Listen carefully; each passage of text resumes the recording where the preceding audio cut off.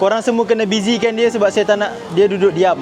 Saya nak dia hari-hari memasak, goreng-goreng. Okey? Ingat, korang penuhkan kita orang punya catering supaya dia tak dapat rehat. Okey?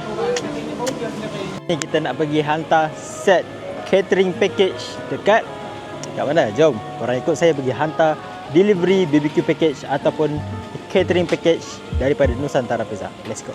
So untuk hari ni kita akan menghantar 26 packs nasi biryani ayam dan juga kita hantar 4 kotak pizza. Okay, so kita akan hantar dekat student UiTM. Yang saya tahulah diorang ni adalah student filem daripada UiTM Puncak Alam.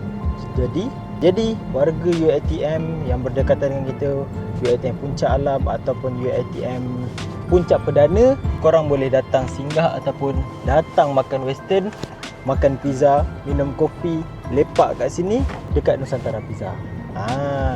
Sekarang ni kalau korang nak lepak, okey, korang boleh lepak makan kopi pula.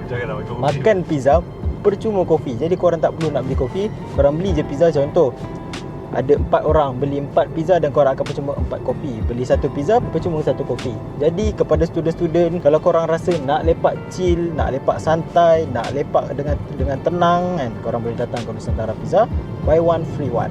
Okay, let's go. Nama saya Inas. Nama saya Dina. Kita orang dari UiTM Puncak Perdana. Kita orang tengah shoot dekat Kuala Selangor, Jeram. Kita orang dapat tahu Nusantara Pizza daripada kawan kita orang dengan daripada Google.